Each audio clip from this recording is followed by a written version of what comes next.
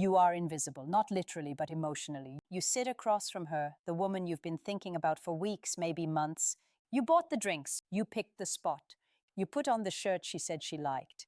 You're doing everything right according to society, according to the movies, according to everything you've been told about being a nice guy. But you can feel it. You can feel the distance. She's smiling, she's nodding, but her eyes are glazing over. She is checking her phone under the table. She is looking at the door. She is physically present, but spiritually she checked out 20 minutes ago. You are talking, filling the silence with noise, asking her about her job, her day, the weather, boring, safe, interview-style questions that make you sound like every other desperate man she has ever met. And in that moment, you feel that sinking feeling in your gut, the realization that you are losing her. You are sliding into the friend zone, or worse, the ghost zone. You go home alone, replaying the conversation, wondering what went wrong. Why did she seem so bored? Why didn't she text back? Why does she go for the guy who treats her with indifference while you treated her with reverence? The pain of being overlooked, of being the backup plan, is a slow-burning poison that destroys a man's confidence. It makes you question your worth. It makes you bitter. But let me tell you something. It's not your looks, it's not your money, and it's not your height. It is your game. It is the way you engage with her mind. You are boring her because you are playing safe. You are failing to trigger the emotional centers of her brain that control attraction.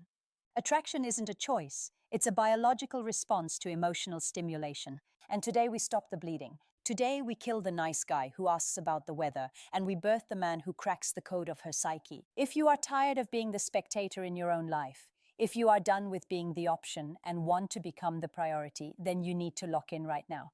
Most men will click off this video because they don't have the attention span to learn the deep psychology required to actually change their reality. They want a quick pickup line. They want a magic pill. But you are still here because you want the truth. You want the power. So, before we descend into the 6 questions that will rewrite your dating life, do yourself a favor. Subscribe to the channel, join the minority of men who are actually doing the work to elevate their status, their mindset, and their results. Don't be a tourist here.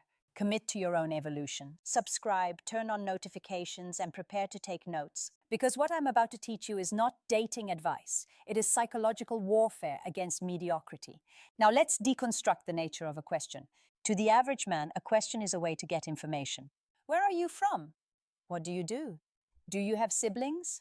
This is information gathering. It is dry, it is logical, and attraction is the enemy of logic. When you ask a woman a logical question, you force her into her analytical brain. You are asking her to process data. This is why she feels like she is at a job interview. But a master, a man who understands the dark arts of attraction, knows that a question is not a request for data. It is a trigger for emotion. A question is a key that unlocks a specific room in her mind. You want to ask questions that force her to feel, to remember, to imagine, and to crave. You want to bypass her logic and speak directly to her emotional brain, the limbic system, where love, lust, and obsession live. The following 6 questions are designed to do exactly that. They are not random. They are calculated. They move her from the mundane to the magical, from the surface to the soul. And when you are the one asking them, you become the drug she didn't know she was addicted to. Question number 1. What is the biggest misconception people have about you when they first meet you? This question is a nuclear weapon in the world of conversation. Why? Because every beautiful, high-value woman walks through life wearing a mask. She has to. Society judges her. Men objectify her. Other women envy her. She has built a persona to protect herself. When typical guys talk to her, they talk to the mask. They compliment the mask. You're so pretty. You're so nice. It's boring. It's validating, sure, but it's cheap. When you ask, what is the biggest misconception people have about you? You're doing something incredibly powerful. You are acknowledging that the her you see is not the full story. You are telling her, subtly, I know there is more to you than this surface-level projection. You are creating an us versus the world dynamic. You are positioning yourself as the one man perceptive enough to see past the facade. Watch her body language change when you drop this. She will pause, she will look up, her eyes will narrow slightly as she processes it. Wow, she'll think, he actually wants to know me. She might say, people think I'm a snob because I'm quiet, but actually I'm just shy. Or, people think I'm high maintenance, but I actually love camping. Whatever she answers, she's revealing her insecurity and her true self to you. She is validating herself to you. This flips the script. Instead of you chasing her approval, she is now explaining herself to you, seeking your understanding. This subtle shift in power dynamics is essential for building attraction. You are no longer the fan, you are the judge, the observer, the safe harbor where she can drop the act and just be real. Use this early in the interaction to cut through the small talk and establish immediate depth. Question number 2. If you could wake up tomorrow with a one-way ticket to anywhere in the world, but you had to leave everything behind for a month, where are you going and why? Notice the phrasing. I didn't ask, do you like to travel? That is a yes-no question. It's dead. It leads nowhere. By framing it as a one-way ticket and leaving everything behind, I am introducing stakes. I am introducing fantasy and escapism. Women are emotional creatures who live heavily in their imaginations. They love to fantasize about a life that is more romantic, more adventurous, and more free than their current reality. When you ask this question, you are inviting her to take a mental vacation with you. As she describes the beaches of Bali, or the streets of Paris, or the mountains of Switzerland, she is entering a state of positive emotion. She is visualizing freedom. And because you are the one guiding this visualization, her brain begins to associate those feelings of freedom and excitement with your presence. This is a psychological concept called state transfer. If she feels bored around you, she links boredom to you. If she feels adventurous and dreamy around you, she links adventure to you. You want to be the portal to her escapism. Dig deeper into her answer. If she says Italy, don't just say cool. Ask, why Italy? Is it the food, the art, or do you just want to ride a Vespa with a mysterious stranger?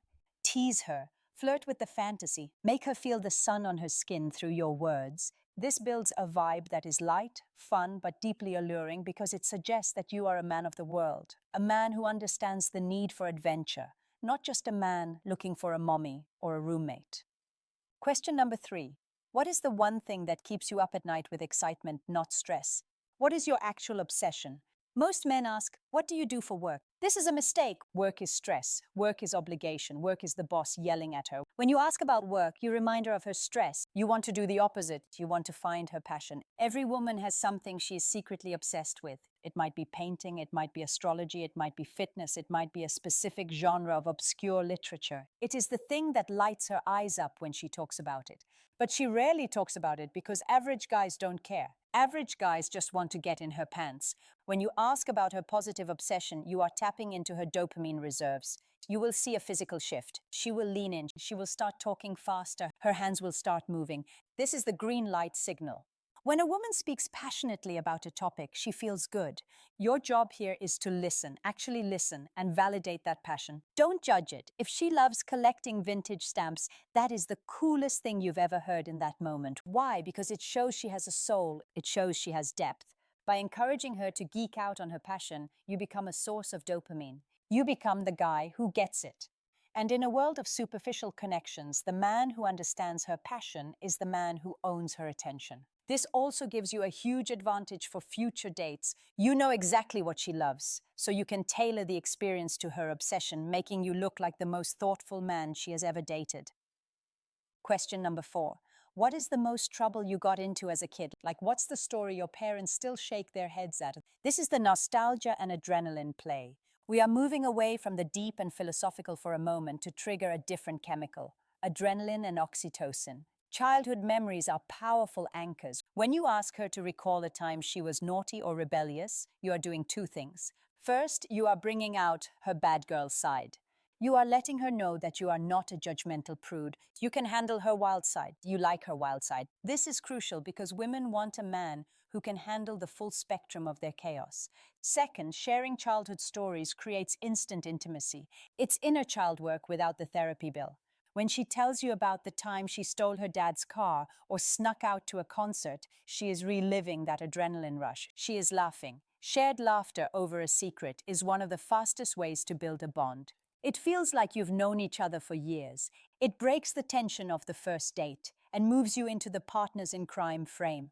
You can follow this up by sharing a story of your own, something slightly risky or rebellious. This signals that you are not a safe, boring rule follower. You have an edge. Women crave an edge. They want a man who is civilized but has a monster inside that he keeps under control. This question subtly signals that you have that history of rebellion, and it draws her in like a moth to a flame. Question number 5. If you were to write a book about your life, what would the chapter about this current year be titled? This is a meta-frame question. It forces her to step outside of her immediate situation and look at her life as a narrative. It is incredibly engaging because people love to be the main character of their own movie. By asking this, you are treating her like the protagonist. Is this year a tragedy? Is it a comeback story? Is it the year of chaos? Is it waiting for something to happen? Her answer will tell you everything you need to know about her emotional state and her availability. If she says the chapter is called The Great Depression, you know she's dealing with baggage. If she says The Awakening, you know she's in a growth mindset. This gives you the intel you need to navigate the seduction. But more importantly, it makes her feel intellectually stimulated. Most guys are asking, what's your favorite color? While you are asking her to analyze the narrative arc of her existence. This demonstrates intellectual dominance, not in an arrogant way, but in a way that shows you operate on a higher frequency. Women are hypergamous. They want to date up. They want a man who is smarter, more grounded, and more perspective-driven than they are. Asking high-level conceptual questions proves you are that man without you having to brag about your degree or your salary. It shows you have a deep mind. And a deep mind suggests a deep soul, which suggests deep intimacy. Question number 6. What is the one thing you absolutely require in a relationship to feel safe? Not physically safe, but emotionally safe? We end with the heavy hitter. This is the closer. You don't ask this in the first 5 minutes. You ask this when the lights are dim, the drinks are almost finished, and the vibe is locked in. This question shifts the dynamic from flirting to realness. It is a test of her maturity, and it is a display of yours. By specifying emotional safety, you are using therapy-level language that resonates deeply with modern women. Every woman has been hurt. Every woman has been with a guy who made her feel anxious, crazy, or unheard. When you ask this, you are signaling that you are a protector. Not just a physical protector who can fight off a bad guy, but an emotional protector who can guard her heart. This triggers a biological safety mechanism. A woman cannot be fully attracted to a man she does not feel safe with. She might lust after the bad boy, but she will not build with him. If you can be the bad boy with the edge from question 4, who also offers emotional safety, question 6, you become the holy grail of dating, the dangerous man who is safe for her. Her answer will likely be something like consistency, honesty, or being heard. Whatever she says, look her in the eyes, hold the gaze, and nod. Do not promise you can give it to her. That looks desperate. Just understand it. Absorb it. Say, that makes a lot of sense. The silence after this question is where the kiss happens. The silence after this question is where the tension becomes unbearable in the best way possible. You have stripped away the layers. You have laughed. You have traveled the world in your minds. And now you are looking at her soul and asking what it needs to survive. Conclusion, gentlemen, these questions are tools. But like any tool, they are useless in the hands of a coward. You cannot ask these questions with a shaking voice. You cannot ask them while looking at your shoes. You must ask them with the certainty of a man who knows his worth. You must be willing to sit in the silence while she thinks. You must be willing to walk away if her answers are shallow. Because here is the secret. You are not just asking these questions to impress her. You are asking to qualify her. You are screening her to see if she's interesting enough for you. When you flip that internal switch from, I hope she likes me, to, I wonder if she is worth my time, your entire vibe changes. You become magnetic. You become the prize. So tonight or the next time you are out, do not fall into the trap of the interview.